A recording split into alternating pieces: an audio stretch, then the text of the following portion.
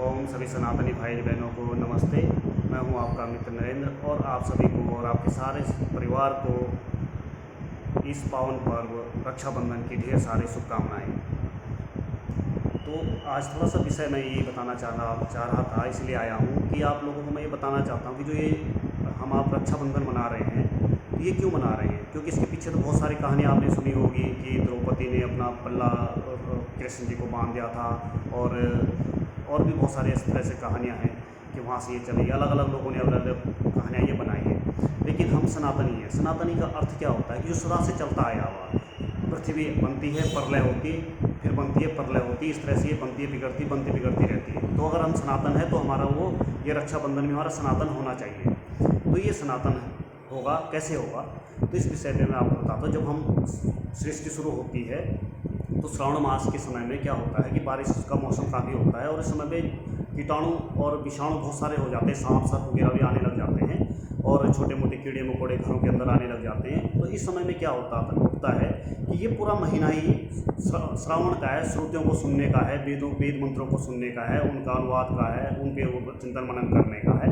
और ये इस समय पे हमें अलग औषधियों, कुछ औषधियाँ हैं जो हमारे ऋषि मुनियों ने बताई है, उन औषधियों के द्वारा हमें यज्ञ हवन करना होता है, जिससे ये सारे के सारे वातावरण में जो भी विषाणु है, जो जैसे आज के समय ये डेंगू वगैरह चलने लग जाते हैं, तो ये सारे को नष्ट करने के लिए कुछ औषधियाँ हैं। तो उससे क्या होता है, वातावरण शुद्ध हो जाता है और ये सारे के सारे चले, मतलब जितने भी ये विषाणु है ये दूर हो जाते हैं हम लोगों से। और हमारे जो खेती वगैरह जो होती हैं, तो जगह जगह जब हवन होते हैं तो खेती भी अच्छी होती है। तो इस तरह से ये हमारा सनातन का हिस्सा है। फिर उसके बाद ऐतिहासिक हिस्से में जैसे कहानियाँ आपको मैंने बताई है, द्रौपदी की कहानी आ जाती, कुंती की कहानी आ जाती, कुंती अभिमन्यु को भी उस पर कुछ कलावा बांधती थी, इस तरह से चीज़ें होती हैं। कुछ बाली की कहानी आती हैं, या इस तरह से कहानियाँ हैं। तो वो केवल ऐतिहासिक कहानियाँ हैं। फिर बीच में जब ये कहानियाँ चली बहुत ज़्यादा, कब ये कलावा जैसे शुरू हुआ, वो कैसे हुआ, तो आप सभी जानते हो कि जब मुग़लों ने हिंदू को जो, क्योंकि हमारा यज्ञोपवीत होता था, और हमारा क्या अभी भी यज्ञोपवीत होता है, और जो हमारे ये धागे होते थे जिनको हम, जो हमारे 3 धागों का ये जो पवित्र होता था, तो इसको वो लोग तोड़ देते हैं, जनेऊ जिसे कहते हैं। तो जनेऊ को वो लोग क्या करते थे कि जितने भी जनेऊधारी हैं उनके आप गर्दनें काटो, और जितनी गर्दनें काटोगे, जितने जनेऊ लाओगे, मतलब कुंतलों में उनको तोलते थे। तो उस समय पे जब बहुत सारा हिंदू मरने लग गया, काटने लग गया, औरंगजेब ने इस तरह से कार्य किए, तो उस समय से लोगों ने क्या करा, अपने कलावा बांधना शुरू कर दिया, थोड़ा एक पहचान के लिए। क्योंकि अगर जनेऊ पहनता तो गर्दन कटनी थी, और इतने शक्तिशाली छोटे छोटे राज्य थे और सारे के सारे गुलाम होने शुरू हो चुके थे, तो लोगों ने कलावे बांधने शुरू कर दिए थे। उसी के साथ साथ एक कलावे के साथ साथ ही बहन भी राजपूतों को, क्षत्रियों को राखी बांधनी शुरू कर दी, ताकि तुम युद्ध में जब जाओ, क्योंकि आक्रमण करता थे ये अरेबियन थे, तो ये मुग़ल जब आते थे तो ये इस तरह से आक्रमण करते थे कि बहन बेटियों की इज्जत का बहुत नुकसान होता था। आपने देखे होगी, सारे इतिहास को उठा के देख लेंगे, तो जो ये सती प्रथा भी इन्हीं के कारण ये शुरू हुई थी। कि सती प्रथा कोई पति के साथ नहीं मरता था, बल्कि ये था कि इन लोगों की दरिंदगी से बचने के लिए लोग, मतलब जो महिलाएं होती थी वो खुद ही स्वयं ही कुओं में कूद जाती थी, मतलब हवन कुंडों में कूद जाती थी। तो ये अपनी रक्षा के लिए करते थे, क्योंकि इनकी बर्बरता सबको पता है। अब आपने कल इनका त्यौहार देखा, ईद देखी, तो सारे बकरे भैंस गाय, जो विश्व का जो भी प्राणी है, सबकी हत्या करने से नहीं डरते हैं। और ये मतलब इसी तरह से ये खून खराबा इनका जीवन शैली है। यही वो जो हमारे यहाँ देव और राक्षस हैं, तो ये वो राक्षसों की श्रेणी है। हमारे यहाँ से भी बहुत सारे लोग राक्षस श्रेणी में चले गए हैं, वो भी मांस वगैरह खाते हैं, तो वो भी राक्षस श्रेणी में चले गए हैं। तो ये राक्षस वाले हैं। तो इस तरह से ये कलावे की शुरुआत हुई थी। अब कलावा के बाद बहनों ने भी कलावा बांधा, तो भाई पूरी अपने जितने उसके साथ उसके अंदर बल है, उस बल के साथ आक्रमणकर्ताओं से लड़ता था, और विजय हो ना हो, अपनी जान के अंतिम क्षणों तक वो लड़ता था। तो ये थी रक्षा सूत्र हम कहते हैं इसे। तो रक्षा सूत्र के लिए ये था। लेकिन अब सोचिए कि आज आक्रमणकर्ता क्या आपके ऐसे आक्रमण कर रहा है, अरब से आपके ऊपर हमला कर रहा है, उसके लिए तो सेना लगी हुई है हमारी, और वो सेना उनको मुंह तोड़ जवाब देती है। पाकिस्तान से हम आतंकवादी आते हैं, उनको वहीं पे ढेर कर देते हैं, जम्मू कश्मीर की सीमाओं में मार देते हैं। लेकिन अब ये इस तरह के लोग हैं कहाँ, इन्होंने अपना रूप बदल दिया है। अब ये रूप, जो पहले ये आक्रमण करता थे, लुटेरे जिस तरह से आते थे, अब ये लुटेरों ने क्या करा, लव जिहाद शुरू कर दिया है। तो अब ये लव जिहाद के ऊपर आपको पकड़ेंगे। अब हर घर में क्या, एक भाई है, एक बहन है, ज़्यादा से ज़्यादा 2 भाई 1 बहन, इस तरह से अब हिंदुओं की जनसंख्या है बिल्कुल ख़त्म पे ही है सारे सभी में। तो अब भाई कहीं नौकरी कर रहा है, बहन स्कूल पढ़ रही है, तो रक्षा कैसे होगी? आज के दिन हम आए, कलावा बांधा, भाई ने चॉकलेट पकड़ाया और किसी ने मोबाइल दिया, किसी ने जो भी गिफ्ट दिया, और वो ख़त्म, वहीं पे वो फिर चला गया। दूसरे दिन एक दिन की छुट्टी मिलती है और हो गई। तो क्या इससे रक्षा हो सकती है? किसी बहन की रक्षा हो जाएगी? आपको मैं एक पीडीएफ अगर दिखाऊंगा ना लव जिहाद के, एक साल नहीं, कुछ ही महीनों की हमने एक पीडीएफ बना रखी है।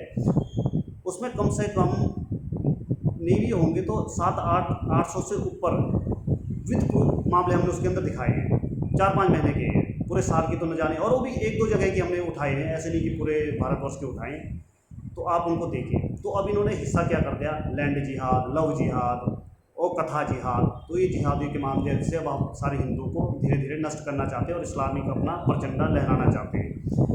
अब हम लोगों को तो बचपन से ही पढ़ाया जाता है, हिंदू मुस्लिम भाई भाई, एक गौ रक्षक और गौ भक्षक कभी भाई भाई हो नहीं सकते। आप चाहे कुछ भी कर लो, आप मंदिर में अली मौला गा सकते हो, वो कभी किसी मस्जिद में राम राम नहीं कर सकते। ठीक, खैर ये बहुत लंबा विषय हो जाएगा। जिनको सेकुलर का कीड़ा है वो तो उनको मैं नहीं मार सकता, लेकिन फिर भी जो समझदार हैं, थोड़ा समझना चाहते हैं, उनके लिए मैं ये बता दूं कि रक्षा भी केवल ऐसे नहीं हो सकती। क्या हमारा पुलिस प्रशासन सारी रक्षा कर सकता है? क्या सब घरों की बहन बेटियों की इज्जत की वो रक्षा कर सकता है? क्या हमारा कानून उनको इंसाफ दिला सकता है? उसके लिए आप निर्भया कांड देख लीजिए, अपराधी सामने थे लेकिन 12 साल बाद इंसाफ मिला। वो भी क्या इंसाफ मिला, चलो जो भी है, एक अभी भी घूम ही रहा है, एक तो मरा नहीं है। तो हर चीज़ नहीं मिलने की, तो इसलिए अब आपको क्या करना, हमें अपने छोटे बच्चों से ही उनके अंदर संस्कार डालने शुरू करने हैं। उनको समझाना पड़ेगा क्या है धर्म, क्या है अधर्म। लेकिन जब हमें स्वयं ही नहीं पता धर्म अधर्म है क्या, तो आप क्या बच्चों को संस्कार दोगे? घंटी बजा दी तो ये संस्कार नहीं, ये ख़त्म नहीं है। यहाँ पे आपको उनको शस्त्र और शास्त्र दोनों की विद्याएं देनी आवश्यक है। ठीक है, तो अब क्या करना है, आपको कुछ नहीं करना है, क्योंकि आप भी नहीं, इतना आपको जानकारी है धर्म की, तो आपको कुछ नहीं करना है। जब भी आप बहनों को दो ना, इस तरह से, ये देखो, ये मैंने ये बहुत सा, ये देखो, ये है सत्यार्थ प्रकाश। ठीक है, ये मैं बांटता रहता हूँ, तो ये सत्यार्थ प्रकाश है। तो ये सत्यार्थ प्रकाश की पुस्तकें आपको लेनी है, और 50-100 रुपये की पुस्तक आ जाती है। आपको ये उठानी है पुस्तक, और वो गिफ्ट जो बहन को दे रहे हो ना, ये गिफ्ट के साथ एक पुस्तक ये भी देनी है। बोलना बहन, ये लाइट ऑफ ट्रूथ और सत्यार्थ प्रकाश नाम से दोनों ये छपती हैं, इंग्लिश में भी और हिंदी में भी। जो जिस माध्यम से उसको आपको वो चीज़ें बता देनी है। जब आप और आपके घर में ही कोई भी इसका अध्ययन करेगा तो उसको क्या होगा, अब वो माँ बहनों की रक्षा इससे कैसे होगी? बोलते हैं ना, धर्मो रक्षिते रक्षिता। तो आप धर्म की रक्षा करोगे, धर्म आपकी रक्षा कैसे करोगे? तो आपने धर्म किसी और के लिए नहीं, आपके लिए ही है। आप किसी और की रक्षा नहीं कर रहे, स्वयं की रक्षा कर रहे हो। तो उसके लिए क्या करोगे, आप इसको जब खोलोगे ना, तो आपको पता चल जाएगा कि इसके अंदर है क्या। तो धर्म आपकी रक्षा कैसे करेगा, वो ये आपको बता देंगे। तो अब हमें करना क्या होता है, ये अब हमारे माँ बहनों की रक्षा ये कैसे करेगी?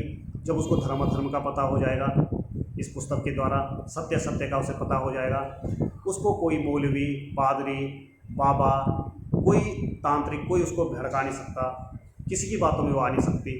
तो रक्षा हो जाएगी। आप दूर हो लेकिन उसको सत्य का पता है।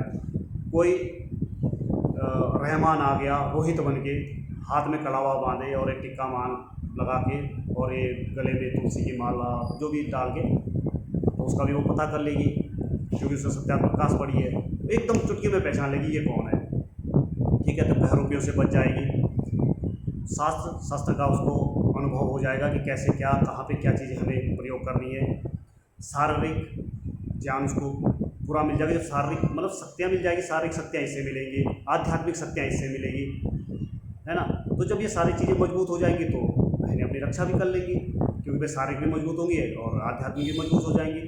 और क्या कर लेंगी, किसी भी जादू टोने, भूत प्रेत, डागनी शगनी, जितनी भी ऐसी अविद्याएँ हैं, ये ग्रह नक्षत्र, इनके जो भी अपनी जन्म कुंडलियों के अंदर जितने भी चीज़ें लोग बता के डराते हैं, इन सब से किसी से उसको डर नहीं लगेगा। भूत प्रेत उसको असर नहीं करेंगे, जादू टोने उसको असर नहीं करेंगे। ठीक है, तो इससे उसकी रक्षा हो जाएगी। ठीक है, कोई भी उसको किसी भी कीमत में उसको पहला फुसला नहीं सकेगा। कोई भी विधर्मी आ जाए, कितना भी ज्ञान दे दे उसको, फालतू की चीज़ें कितनी भी बता दे, वो एकदम पहचान लेगी।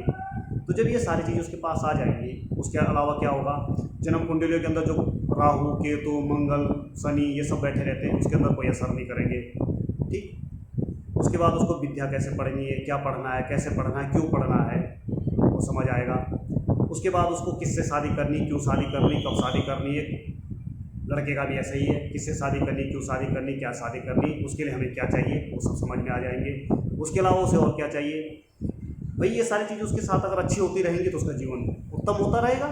फिर उसके आगे और क्या समझ में आएगा कि हमें संतानों की उत्पत्ति कैसे करनी है, हमें लड़का चाहिए या लड़की चाहिए, लड़के के लिए हमें क्या करना है, लड़के के लिए क्या करना है, वो भी आप मतलब पुत्र पुत्री की प्राप्ति के लिए हमें क्या करने हैं, वो भी आपको इससे मिल जाएगा। पुत्र पुत्री होंगे तो उनको कैसे पढ़ाना है, उनको कैसे शिक्षित करना है, वो भी आपको इससे मिल जाएगा। तो जब सारी चीज़ें इसके अंदर से मिल जाएगी तो उसका जीवन अपने आप में सुखमय हो जाएगा। तो भाई उस चॉकलेट के और कैडबरी के डिब्बे दोगे, उनके साथ 50 रुपये की पुस्तक है उससे दीजिएगा, और इसको बिल्कुल थोड़ा समय निकाल के इसको अवश्य पढ़िए। लाइट ऑफ ट्रूथ है और ये पढ़िए।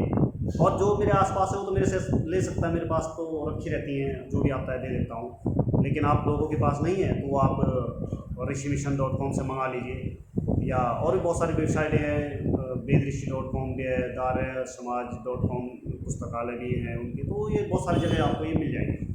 तो लेकिन इसको आपको बिल्कुल, कोई अगर बाबाओं को गुलाम है, कोई इस तरह से गुलामी कर रहा है किसी की ज़बरदस्ती, उसको सब पता है इसके बारे में क्योंकि उनको पढ़ते हैं। लेकिन उनको पता है कि जिस दिन ये किसी सामान्य लोगों के हाथ में पहुंच जाएगी ना तो उनका धंधा चौपट हो जाएगा, इसलिए वो बहुत गालियाँ देते हैं इस पुस्तक को।